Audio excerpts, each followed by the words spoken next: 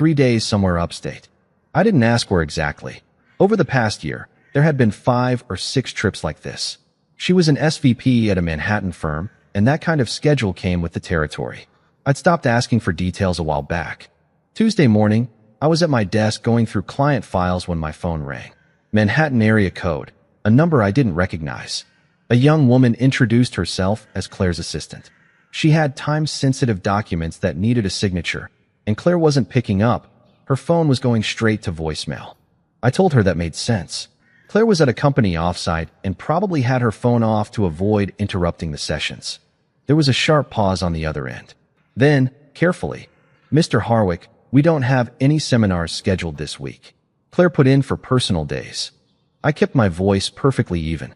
I told her I'd look into it, thanked her, and hung up. I sat there frozen for a moment. Claire said it was a corporate event. Her company said personal days. That wasn't a scheduling mix-up. You don't accidentally file for personal time off when your firm is running a mandatory offsite. Those are 2 completely different requests. I picked up my phone and called her. It rang 4 times and went straight to voicemail. I walked into the kitchen and picked up her tablet from the counter. Claire kept it on the charger there. We'd shared a family plan for years, same account, full access. I opened the browser and checked the history. Most of it was ordinary. News sites, work email, a few shopping pages. But scattered across the last 6 weeks, the same name popped up multiple times. Wildflower Farms, Aubaird's Resorts Collection. Directions from Greenwich. The restaurant menu. Room availability in late March, then again in April. Wildflower Farms was in Gardiner, New York, just under 2 hours from our front door. I set the tablet down and waited. A couple of hours later, I called her again. This time, she picked up. Her voice was light, a little rushed. She said the event was going well, it was a busy day, and it was hard to talk. I told her that was fine. Then I asked, almost as an afterthought, where exactly they were holding it. A brief pause. Upstate somewhere. I'm not even sure of the exact location. "Rick, I really can't talk right now. Everything's fine, don't worry. I'll text you tonight." The call ended. I opened Find My on my phone. Claire's that was sitting still on the map. I zoomed in slowly. Gardiner, New York. I stared at that dot for a long moment. Then, I put the phone in my pocket and grabbed my keys. I told myself it was straightforward. 2 hours up, 2 hours back. If there was a seminar, I'd walk in, surprise her, and we'd find somewhere for dinner. She'd probably tease me about it for weeks. And if there wasn't, then I'd know. Either way, I wasn't going to sit in Greenwich playing guessing games. I got in the car and headed north. The drive up to Gardiner takes just under 2 hours from Greenwich. I had plenty of time to think. I started replaying the past year in my head. The trips had begun around 14 months ago. The first one was back in January, a 2-day conference in Boston, she'd said. Then March, then twice over the summer, then fall. Each time, it followed the exact same pattern. Packed the night before, left early, home by Thursday or Friday. Always a perfectly reasonable excuse. A client summit, a leadership retreat, a quarterly review offsite. I'd never questioned any of it. She was an SVP, that kind of travel came with the territory. But her assistant had explicitly said personal days for this week, which meant either someone at the office was covering for her, or no one knew where she actually was. Either way, at least some of those past trips were complete lies. My mind went back to the tablet. Wildflower Farms had popped up in her history multiple times over 6 weeks. That wasn't just curiosity. You don't search a luxury resort that often unless you're planning a getaway, or going back to one. And then, the photo hit me. A few weeks ago, I'd picked up her tablet to check the weather, and a Memories album popped up on the screen, the photo app pulling together pictures from a year ago. I'd scrolled past it without a second thought, but one image had registered in my mind, even if I didn't realize it at the time. Claire at what looked like a corporate event, standing close to a man I didn't recognize. His arm was around her shoulders. Both of them were laughing. I hadn't thought anything of it then. Now, it was the only thing I could think about. I kept driving north. Wildflower Farms sits on a hillside overlooking the Hudson Valley. Stone buildings, wooden walkways, and gardens sloping down toward the water. I pulled into the parking area just after 5 and sat in the car for a moment. The main restaurant had an outdoor terrace open to the view. I walked toward it slowly, keeping my distance near the tree line. I spotted her before I'd even taken 20 steps. Claire was at a table on the far end of the terrace, a glass of wine in front of her. Next to her sat a man I'd never seen before, tall, somewhere in his 50s, wearing a dark jacket. As I watched, he said something to her and put his arm around her shoulders. She laughed and leaned into him slightly, both of them looking out at the valley below. I pulled out my phone and took several clear photos. Then, I turned around and walked back to the car. I sat in the driver's seat and opened the tablet I'd brought along. I pulled up the memories album and found the old photo. Claire at that corporate event, the exact same man standing close beside her, his arm around her. I held my phone next to the tablet, comparing the two images. Same guy. I tossed both devices onto the passenger seat. I opened the browser and searched for licensed private investigators in the Hudson Valley area. I found one with solid reviews, called the number, and laid it out in plain terms. 2 people, this specific location, and I needed time-stamped photos. As many as he could get over the next few days. He said he'd start that evening. I started the engine and drove back to Greenwich. 2 days later, an email came in from the investigator. 20 photographs, time-stamped, and location tagged. Claire and the man checking in at the front desk. The 2 of them at dinner, heads close together, walking the grounds in the morning, leaving together in his car.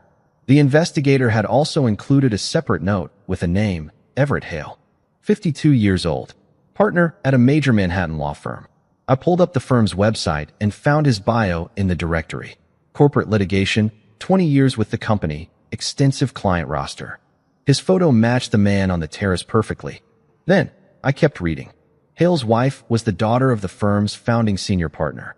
Her father had built that empire over 30 years and still ran it.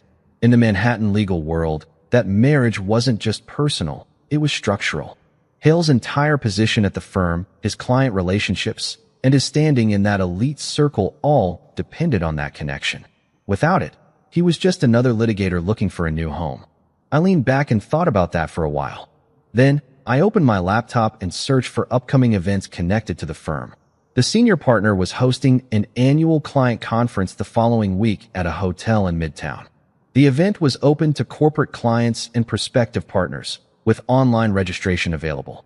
I pulled up my consulting firm's credentials, filled out the form, and paid the fee. I now had a reason to be in that room that no one would question. All that was left was deciding exactly what to put in the envelope. The next morning, I printed all 20 photographs. Clean prints, full size, with the timestamps clearly visible on each one. I stacked them in order, slid them into a plain manila envelope, and sealed it. That was the extent of my preparation. There wasn't much else to do. I'd been thinking about this for days, looking at it from every angle. Claire's employment contract prohibited personal relationships with partners at counterparty firms. I remembered seeing that clause when she signed it 4 years ago. That was one side of the equation. But Hale was the more vulnerable pressure point. His father-in-law was hosting the conference, and Hale's entire position at that law firm depended on his marriage staying intact. One envelope in the right hands, and the foundation of his entire career would crumble. I wasn't going to make any calls. I wasn't going to send an email. I was going to walk into that room, find the right person, and deliver it in person.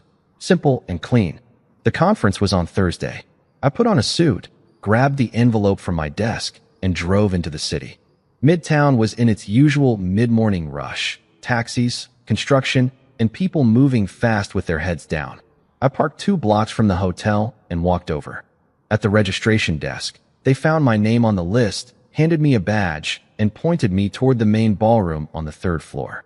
I took the elevator up, badge in hand, envelope tucked under my arm. I knew exactly what I was walking into, and I knew what would happen next. I went in anyway. The conference room was set up with round tables, hosting maybe 150 people. Coffee stations lined the wall, filled with low conversation, the kind of room where everyone already knows everyone else. I grabbed a coffee and found a seat toward the side where I could see the stage clearly. Gerald Whitmore stepped up to the podium at 9 sharp. I'd looked him up earlier that week. 70, silver-haired, the kind of man who'd spent decades being the most important person in every room he entered.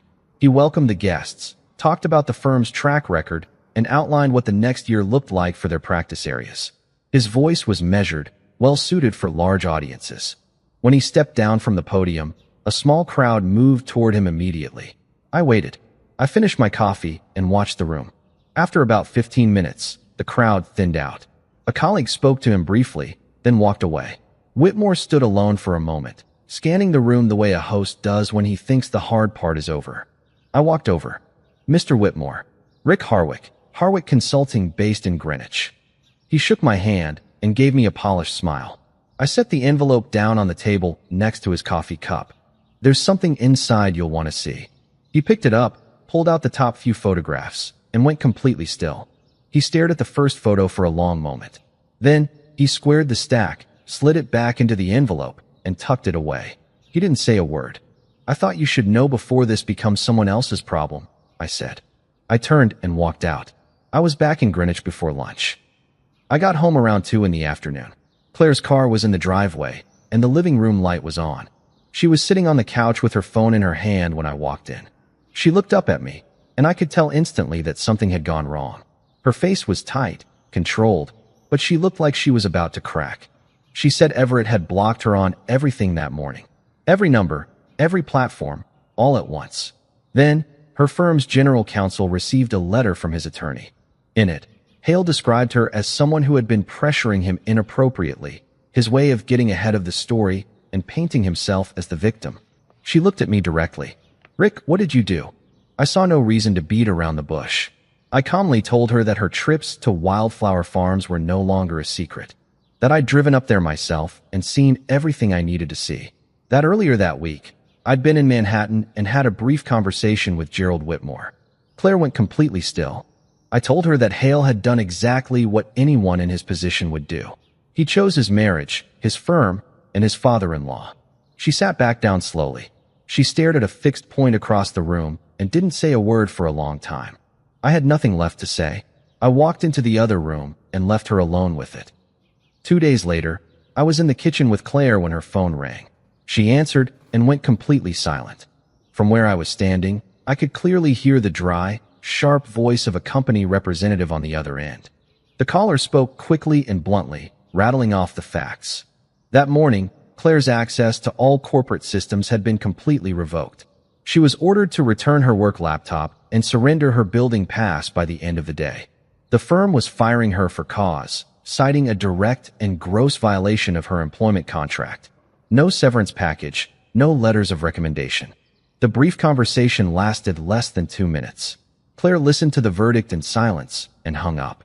A heavy silence filled the kitchen. For a moment, neither of us moved. Claire stood there for a long time, looking down at the phone in her hand. Finally, her gaze snapped to me. There were no tears, no regret, just pure, cold hatred. I said nothing. There was nothing left to explain to her. Claire turned on her heel, walked quickly out of the kitchen, and disappeared upstairs. Her phone was left lying on the counter. 2 days later, I walked into the kitchen in the morning. Claire was sitting at the table with a cup of coffee. I set a folder down in front of her. Divorce papers. Standard terms on division of property.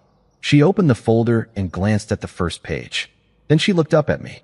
I told her the marriage was over, that dragging it out made no sense for either of us. The house was mine before we married, and it was staying mine. Her car and her accounts were hers. She read through it in silence. I stood by the window and didn't rush her. She didn't argue. She picked up a pen and signed every single page where marked. I took the folder, closed it, and drove straight to my attorney. The paperwork was finally